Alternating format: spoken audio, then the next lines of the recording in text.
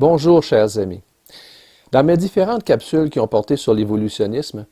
j'ai montré à quel point la science actuelle contribue à créer des mythes qui nous entraînent dans des voies trompeuses, en expliquant que le matérialisme athée sur lequel celle-ci est établie est tellement défectueux qu'il ne peut que donner lieu à une théorie et à des interprétations qui sont tout aussi défectueuses.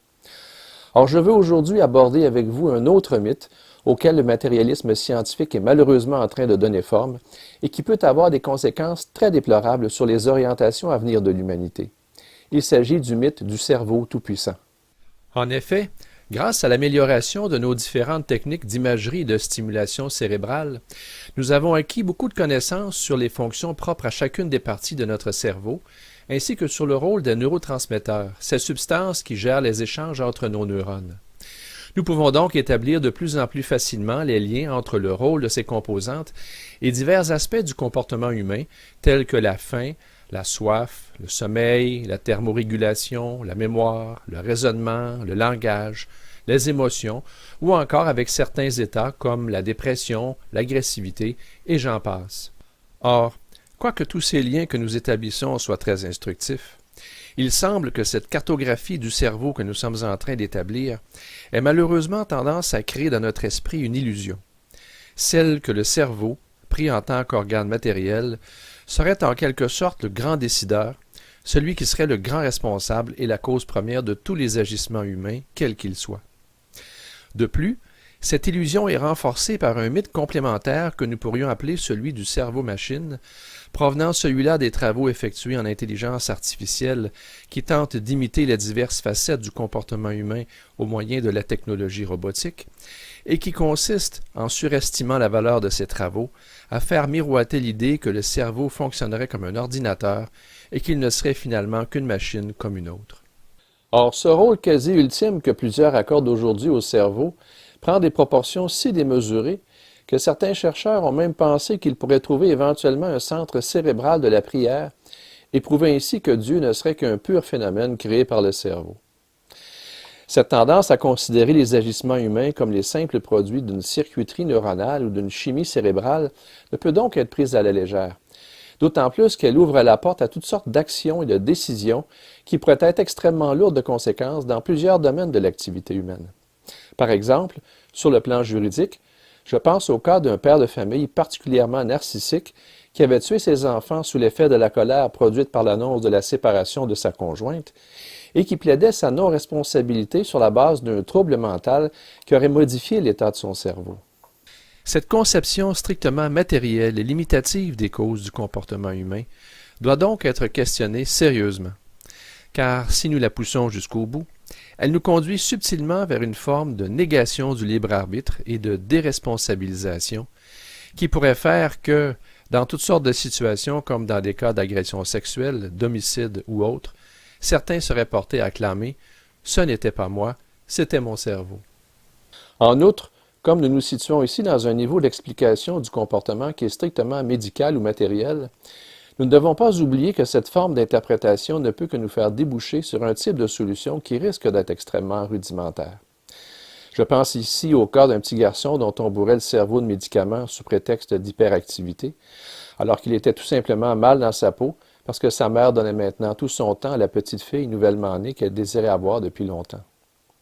Et ce genre d'intervention de nature tout aussi radicale que douteuse semble n'en être qu'à ses débuts, car dans certains pays, des chercheurs ont déjà commencé à traiter des bambins jugés hyperactifs en procédant à la destruction et même à l'ablation de certaines structures cérébrales.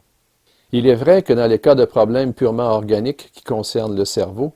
des interventions de nature très concrètes peuvent être indiquées, que ce soit pour l'ablation d'une tumeur, le drainage d'un hématome, ou la stimulation d'une zone cérébrale appropriée pour traiter des troubles moteurs comme ceux associés à la maladie de Parkinson. Cependant, le danger consiste à réduire indûment tous les problèmes comportementaux à des formes de causalité organique et à opter ainsi pour des solutions simplistes qui dénaturent l'être humain, comme par exemple de stimuler les centres cérébraux de l'appétit des adolescents anorexiques plutôt que d'entreprendre avec eux une démarche en profondeur sur le problème identitaire qui est la plupart du temps à la source de leurs difficultés, ou d'utiliser un stimulateur cérébral de la libido pour pallier aux pannes de désir observées dans certains couples, plutôt que de traiter en profondeur cette difficulté qui provient souvent d'un important problème de communication. Pourtant, le cerveau n'a rien d'une simple mécanique, d'autant plus que, comme nous allons le voir, son rôle est intimement lié à celui de l'âme dont il confirme la présence chez l'être humain. Mais, pour clarifier ces idées, imaginons tout d'abord que nous suivons la trajectoire d'un influx nerveux qui nous permet de bouger la main, en remontant le long du bras jusqu'à la région cérébrale située en amont d'où il est parti. Nous trouverons alors évidemment les cellules qui ont contribué à enclencher la production de ce geste. Et, bien sûr, si nous stimulons de l'intérieur du cerveau ces mêmes cellules, nous pourrons trouver fascinant le fait de pouvoir reproduire extérieurement ce mouvement, comme s'il s'agissait d'une simple mécanique, et même de pouvoir utiliser éventuellement ce circuit pour commander, par exemple, la prothèse d'une personne handicapée. Toutefois, tout n'est pas si simple, puisque si nous tentons de remonter plus haut pour trouver, au-delà de ces neurones, d'où vient la décision de poser ce geste, nous verrons que celle-ci peut provenir d'une multitude de sources extrêmement différentes. À la suite d'une phrase désagréable prononcée par un interlocuteur,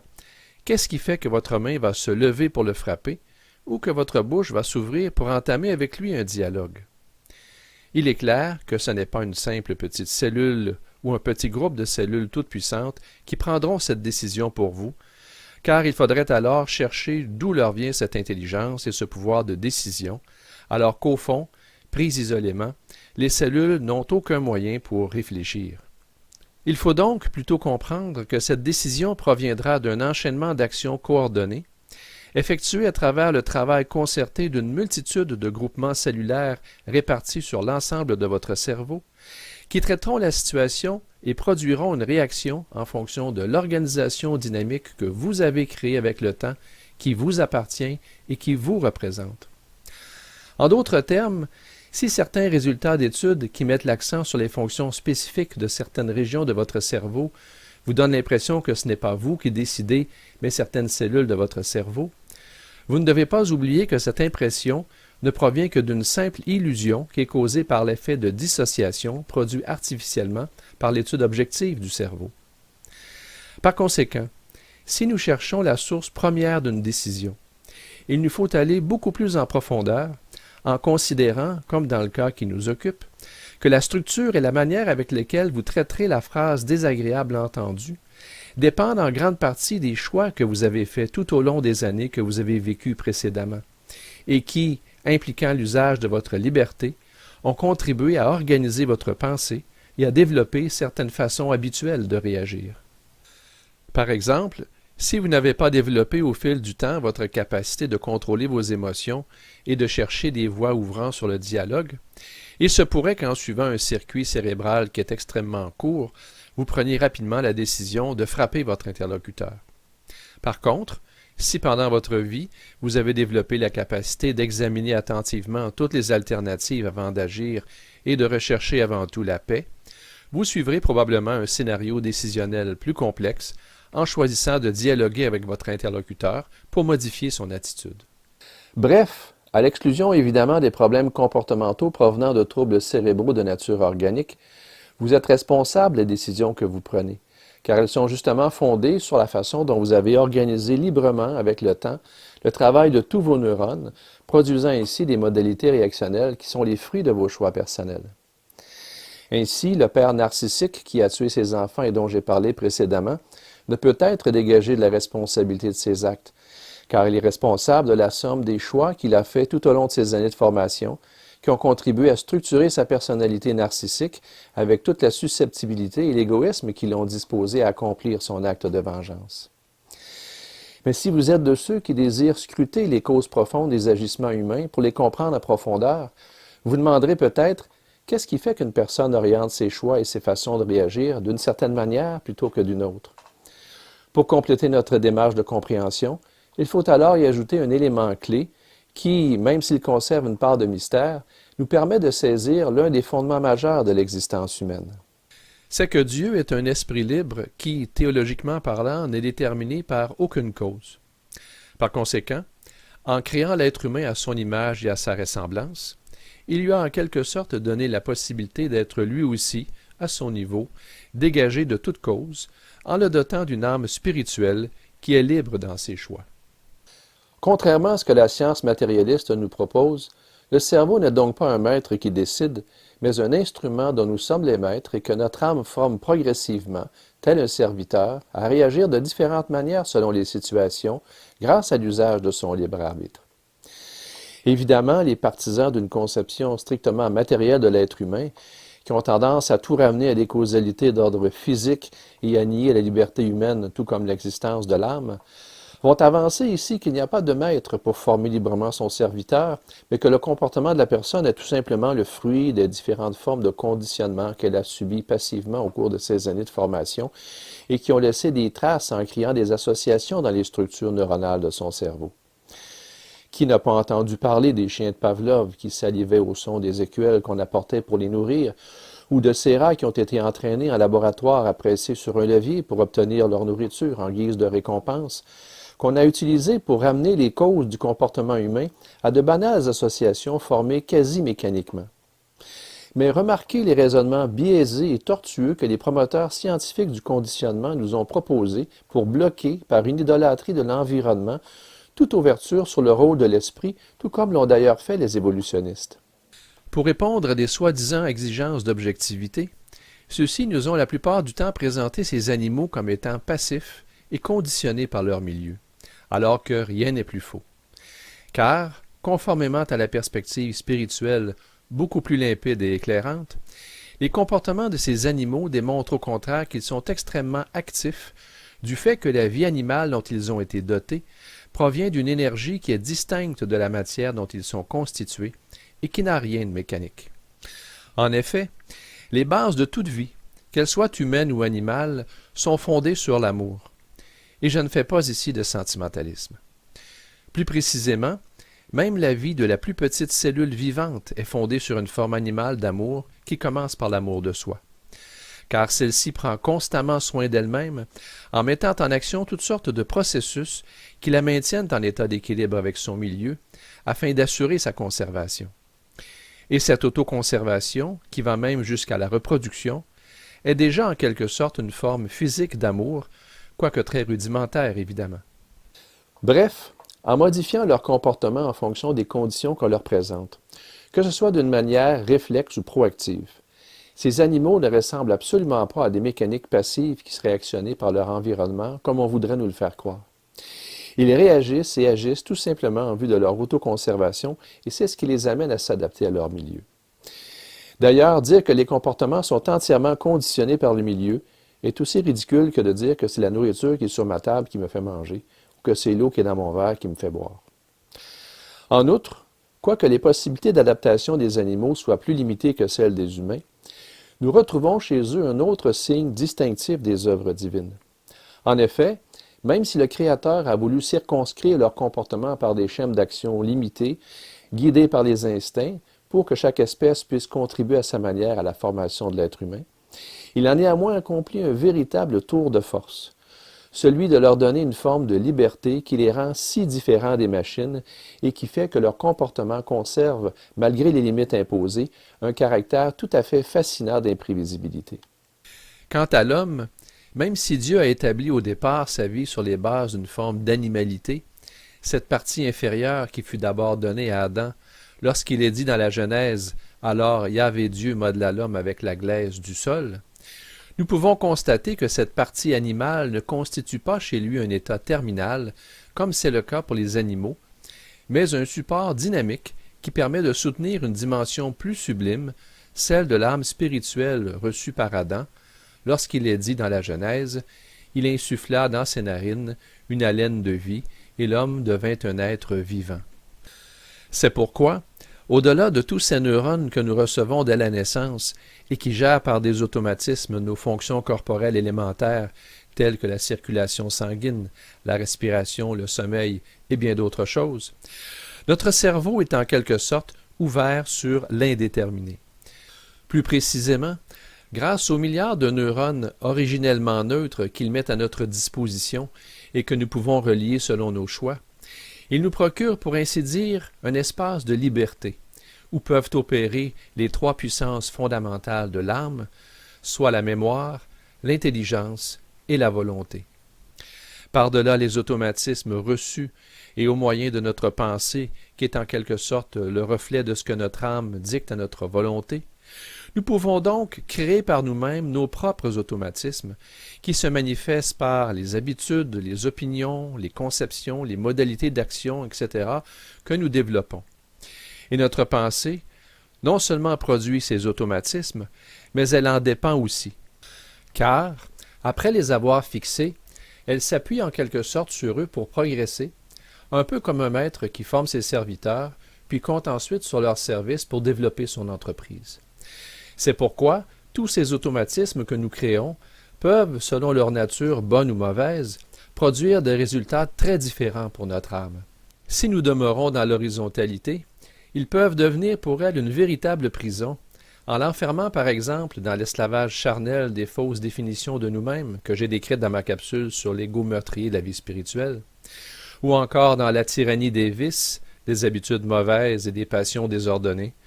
ou des diverses formes de dépendance telles que le jeu, les drogues, l'alcool, le sexe, l'activisme compulsif, etc. Bref, toutes sortes de manières d'être qui tuent notre âme en faisant une semence stérile. Toutefois, si, à l'opposé, ces automatismes sont tournés vers la recherche sincère de Dieu et du bien, ils peuvent contribuer à libérer notre âme et à la soutenir dans sa montée spirituelle pour qu'elle s'unisse à son Créateur qui l'attend dans l'amour. Somme toute, si nous savons nous dégager de l'endoctrinement issu du matérialisme scientifique, il est facile de constater que, un peu comme une maison vide et complètement aménagée laisse sous-entendre la présence éventuelle d'un occupant, ou une automobile avec toutes les commandes de son tableau de bord laisse supposer la venue éventuelle d'un conducteur, le cerveau, avec les propriétés tout à fait particulières qu'il offre sur le plan de la liberté de pensée et de conduite, révèle sa mission fondamentale, qui est d'être habité et mis au service du cheminement d'une âme spirituelle qui est libre dans ses choix. C'est d'ailleurs ce que confirment les propos mêmes que tenait Jésus à Luisa Picaretta lorsqu'il lui disait précisément que la tête est ce qui unit le corps et l'âme. Par ailleurs, cet accent mis sur le rôle de l'âme libre, ainsi que sur celui du cerveau agissant comme intermédiaire entre le corps et l'âme, ne vise pas à nier de façon simpliste l'influence du milieu ou de l'éducation que nous avons reçue, mais tout simplement à lui donner sa juste place qui ne contredit en rien l'existence de notre liberté. Ainsi, en ce qui concerne précisément le rôle de l'éducation, nous apprenons justement dans l'Évangile tel qu'il m'a été révélé de Maria Valtorta, que Judas a été exposé au cours de son enfance à une très mauvaise influence de la part de son père, au grand regret de sa mère qui était particulièrement bonne. Et nous savons que Judas, après avoir sournoisement trahi Jésus, mit fin à ses jours en allant se pendre sous un olivier. Si nous référions au cadre d'analyse assez limité auquel nous ont habitués la psychiatrie et la psychologie contemporaine, nous pourrions donc être portés à dégager Judas de toute responsabilité par rapport à ses actes, en les attribuant simplement, comme nous sommes portés à le faire parfois pour certains criminels, à sa mauvaise éducation qui l'aurait conditionné, ou à une dépression qui aurait nécessité pour lui la prise d'antidépresseurs.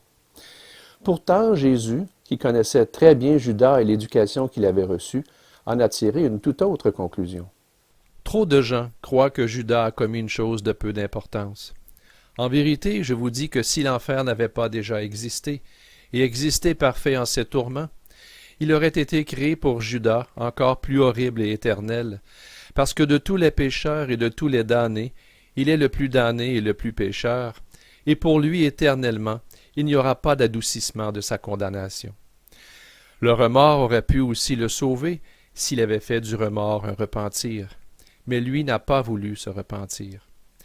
Au premier crime de trahison, encore pardonnable à cause de la grande miséricorde qu'est mon affectueuse faiblesse,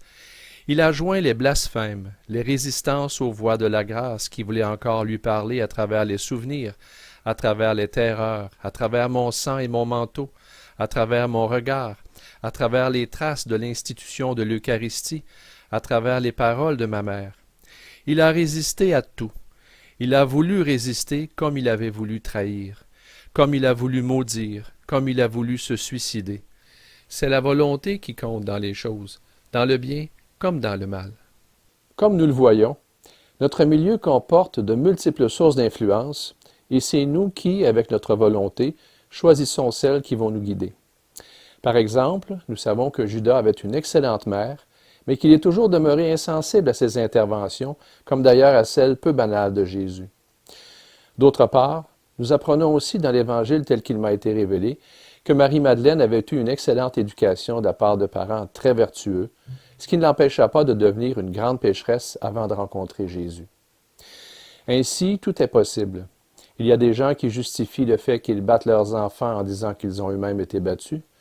Pourtant, il y en a d'autres qui disent qu'ils ne battront jamais leurs enfants parce qu'ils ont connu ce que c'est que d'être battus. C'est donc nous qui faisons nos choix, bons ou mauvais, à partir des situations que nous rencontrons, quelles qu'elles soient. Évidemment, les scientifiques matérialistes qui nient l'existence de l'âme argumentent parfois pour soutenir leur point de vue qu'un dommage organique causé au cerveau par une tumeur, un accident circulatoire ou autre peut entraîner des changements importants au niveau du comportement ou de la personnalité, concluant par là que les choix des personnes ne sont après tout qu'affaires de neurones. Mais ce genre de remarques nous montre simplement que, prenant l'ombre pour la proie, ils oublient de faire une distinction importante entre le support d'une réalité et la réalité elle-même, ou, si vous voulez, d'envisager la possibilité qu'une réalité matérielle comme le corps puisse constituer le support d'une réalité plus subtile ou immatérielle, relevant d'une autre dimension, un peu comme un vêtement peut être tout imprégné d'eau par exemple. Ainsi, supposons que vous éprouviez de l'affection pour une personne et que vous lui fassiez parvenir une note écrite, un courriel, ou encore que vous lui donniez la main pour lui manifester votre attachement. Vous aurez beau chercher dans les molécules du papier de votre note, dans les bits de votre ordinateur ou dans les cellules de votre main, vous n'y trouverez jamais la moindre trace de votre affection, parce que vous n'aurez examiné que le support matériel permettant l'expression de cette réalité, qui pourrait même être communiquée par un autre moyen et dont l'existence relève par conséquent d'une autre dimension. Et il en va de même pour votre cerveau. Vous aurez beau frapper, caresser, pleurer, crier, vous ne trouverez en lui aucune trace de la haine, de l'amour, de la tristesse ou de la joie que vous ressentez, parce que tous ces neurones ne sont que le support dynamique permettant leur expression matérielle. Pour mieux comprendre ce que font les scientifiques, comparons donc cet organe avec ses différentes aires spécialisées à un orchestre doté de divers groupes d'instruments qui joue une symphonie de Mozart devant un auditoire, et nos chercheurs en neurosciences à des extraterrestres qui observent de l'extérieur cet orchestre, en ayant à leur disposition des moyens d'action très limités pour comprendre à distance pourquoi toutes ces personnes sont rassemblées, et restent ainsi en place alors que certaines semblent activer toutes sortes d'instruments produisant divers types d'ondes sonores. Ces extraterrestres auront beau projeter des rayons pour neutraliser tantôt certains groupes d'instruments, tantôt certains musiciens pris isolément, et obtenir certains effets qui leur donneront l'impression d'avoir trouvé des causes, leurs efforts seront toujours limités du fait qu'ils ne feront qu'altérer le support matériel du concert, et ce, même s'ils parviennent à faire cesser la musique au grand complet, en tuant le chef d'orchestre ou en brûlant sa partition. Jamais, en réalité, ils ne parviendront à saisir la véritable raison de la rencontre, parce qu'ils n'auront atteint que le support concret de l'événement, mais non sa véritable raison d'être, soit l'effet sublime causé chez les participants par l'œuvre de Mozart, qui relève d'une autre dimension qui leur est inaccessible. De même en est-il pour le cerveau, même si la réalité immatérielle dont il sert l'expression n'est pas simplement le caractère enchanteur d'une œuvre musicale, mais la nature sublime de l'âme tout entière. Vous pourrez donc stimuler, détruire ou neutraliser certaines de ces parties et produire ainsi certains effets caractéristiques comme le font certains chercheurs en déclarant avoir identifié certains centres spécifiques, mais vous n'aurez fait en réalité qu'altérer l'organisation dynamique du support matériel constitué par le cerveau sans avoir atteint la cause première de l'ensemble des comportements humains, c'est-à-dire cette âme spirituelle qui l'anime et qui constitue sa véritable raison d'être. Évidemment, tout ceci semble démontrer qu'il y aurait, pendant notre vie terrestre, une forme de lien de dépendance entre le corps ou le cerveau et l'âme. Et c'est exactement ce qu'explique la Vierge Marie dans le très bel ouvrage « Marie, trône de la sagesse » en disant « Entre l'âme et le corps, il existe une interdépendance, étant donné qu'ils ont besoin l'un de l'autre, car tant qu'ils sont unis, il y a certaines opérations que l'âme ne peut réaliser sans l'aide du corps, et celui-ci ne pourrait vivre et accomplir sa mission si l'âme ne l'informait. Par conséquent, âme et corps sont deux substances incomplètes qui ont pour but de s'unir pour former une seule substance, l'homme. Toutefois, comme le dit la Vierge, cette interdépendance entre le corps et l'âme ne dure que tant qu'ils sont unis, c'est-à-dire le temps de notre vie terrestre. Et les multiples données scientifiquement recueillies sur les expériences de mort imminente nous le confirment clairement en montrant qu'après la mort, l'âme peut se séparer du corps et avoir une vie tout à fait autonome. Parmi les cas les plus documentés sur le sujet se trouve le cas mondialement connu de Pamela Reynolds. En 1991, à l'âge de 35 ans, cette femme dut subir, sous un contrôle médical très rigoureux, une intervention d'arrêt circulatoire hypothermique afin de supprimer un anévrisme situé près du tronc cérébral qui menaçait sérieusement sa vie. Afin d'atteindre l'anévrisme, on procéda à un drainage de tout le sang qui était dans son cerveau hors de sa tête et à un abaissement de sa température corporelle à 15 degrés 6 pour le protéger des séquelles irréversibles qui pourraient résulter d'un manque d'oxygène. Elle fut ainsi placée en état de mort clinique pendant plus d'1 heure. Il y avait donc arrêt de ses pulsations cardiaques et de sa respiration, sans compter que son électroencéphalogramme à plat indiquait l'absence d'ondes cérébrales et donc l'incapacité de son cerveau de fonctionner.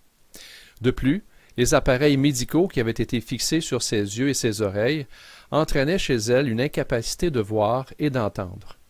Or, après l'intervention, Pamela Reynolds décrivit non seulement les étapes typiques d'une expérience de mort imminente, mais surtout, elle raconta qu'elle était d'abord sortie de son corps en passant par la tête et qu'elle s'était mise par la suite à flotter dans la salle d'opération en ayant la possibilité d'observer le personnel médical qui s'affairait autour de son corps. Et c'est ainsi qu'elle a pu décrire plusieurs aspects très concrets de l'intervention, comme l'apparence des instruments utilisés qui lui étaient auparavant inconnus et les échanges entre les intervenants, toutes choses auxquelles elle ne pouvait avoir eu accès pendant l'opération, étant donné son état de mort cérébrale. Comment Pamela Reynolds a-t-elle pu voir, entendre et emmagasiner toutes ces informations sans l'usage de son cerveau, celui-ci ainsi que ses organes sensoriels étant totalement inopérants? Comme nous le voyons ici, le cerveau s'apparente donc davantage à une forme de récepteur capable de traduire matériellement les messages qui lui sont transmis par l'âme qu'à un décisionnaire de premier niveau. D'autant plus qu'une fois libérée du corps, l'âme semble vraiment refléter les propriétés d'une unité de conscience immatérielle, pour ne pas dire spirituelle, démontrant par exemple une mobilité ainsi que des capacités intellectuelles et perceptuelles qui sont immensément supérieures à celles que possédait antérieurement le corps. Selon les données recueillies à partir des expériences de mort imminente, nous retrouvons d'ailleurs, en plus d'une mémorisation sans utilisation du cerveau et d'une perception sans utilisation des organes sensoriels, une perception meilleure avec possibilité de vision à 360 degrés et la perception spontanée des pensées, une libération de l'espace avec possibilité de déplacement instantané et l'accès à une forme d'intemporalité, certaines personnes révisant leur vie en quelques secondes. Comment ne pas penser ici à la remarque de Jésus faite un jour à ses disciples lorsqu'il s'exprimait sur la liberté de ce qui est spirituel et sur les limites que nous impose notre condition charnelle. Ô sainte liberté de tout ce qui est spirituel, pas de distance, pas d'exil, pas de prison, pas de tombeau. Rien qui divise et enchaîne à une impuissance pénible ce qui est en dehors et au-dessus des liens charnels. Par ailleurs, nous savons que les hypothèses les plus courantes de la science matérialiste tentent d'expliquer la dépression et les idées suicidaires en les attribuant à des dérèglements qui se produiraient dans la chimie du cerveau et qui nécessiteraient la prise de médicaments. Or, il est intéressant de constater qu'à l'encontre de ces hypothèses, les personnes déprimées et suicidaires qui ont vécu une expérience de mort imminente comme celle de Pamela Reynolds connaissent au niveau spirituel des changements si importants dans leurs valeurs et dans leur conception de la vie qu'à la suite de leur expérience, ils vivent une disparition de leur dépression et de leurs idées suicidaires sans que la moindre prise de médicaments ait été nécessaire. Que déduire de tout cela? En plus des réflexions qui ont précédé, le simple fait de constater tous ces changements chez les personnes ayant vécu une expérience de mort imminente devrait nous convaincre que nous touchons ici à une réalité source, qui est beaucoup plus fondamentale que le cerveau lui-même. Et ceci concorde tout à fait avec les données démontrant que les gens qui accordent de l'importance à leur vie spirituelle se sentent plus heureux, ont une meilleure santé, vivent plus longtemps, composent plus facilement avec les épreuves de la vie. Bref, manifestent spontanément un ensemble de traits qui sont tout à fait favorables sans que la moindre intervention sur le cerveau ait été nécessaire. De par la subordination de nos organes vitaux à l'ordre qui règne dans notre cerveau, et de par la soumission de cet ordre aux pensées qui sont reflétées par notre vie spirituelle, il apparaît donc clairement que le corps est vraiment le temple de notre esprit, et que le cerveau n'en est que le simple serviteur ou intendant matériel. Or, depuis que l'homme a chuté, et que son regard devenu superficiel a été aspiré vers le dehors des choses, il est malheureusement enclin à se tourner constamment vers des objets extérieurs ou matériels comme le cerveau, pour solutionner les problèmes qu'il rencontre, ce qui l'amène à dénaturer son corps ou son environnement avec toutes sortes de substances artificielles pour les adapter à sa déchéance, plutôt que de s'attaquer à la cause véritable du mal qui est en lui et qui nécessiterait sa réforme intérieure. C'est pourquoi, si nous voulons atteindre la racine du mal, il importe que nous nous libérions des vaines illusions véhiculées par la mythologie du cerveau et que nous cherchions à nourrir notre âme aux pensées mêmes de notre Créateur, qui est la source authentique de l'ordre et de l'harmonie qui ont été établis à l'origine dans la création. C'est notamment pour cette raison que Jésus, Verbe de Dieu, s'est incarné, pour que nous connaissions les pensées de notre Père et pour qu'en rétablissant avec lui les liens d'intimité qui avaient été prévus dès les origines, ces pensées deviennent aussi les nôtres et qu'elles puissent ainsi nourrir nos âmes en y établissant une harmonie véritable issue de la vie divine. Comme le disait Jésus à Gabriel Bossy le 31 mars 1940, « Fais attention à tes pensées. Ne vois-tu pas qu'elles prennent la plus grande partie de ton existence, que c'est un royaume intérieur qu'il faut savoir régir, que d'elles partent le bien ou le mal de tes journées? Place-les dans le climat habituel de Dieu, sa gloire, sa volonté, sa clémence et toutes les qualités qui font que c'est lui. Vivre avec elle, c'est le connaître davantage, lui, et donner moins d'importance à soi. Il n'y a pas d'autre voie à suivre, celle-ci est la voie royale, tout le reste n'est qu'orgueil, mensonge et mascarade. En terminant, je vous rappelle que pour être informé de la sortie de mes prochaines capsules, il vous suffit de vous abonner en cliquant à l'endroit approprié ci-dessous, ainsi que sur la petite cloche qui vous permet de recevoir des notifications pour chaque vidéo mise en ligne. N'hésitez pas non plus, si vous le désirez, à me faire part de vos questions et impressions en allant sur le site de Lumière Nouvelle ou en utilisant les fonctionnalités de commentaires ci-dessous. Bonne réflexion et à bientôt!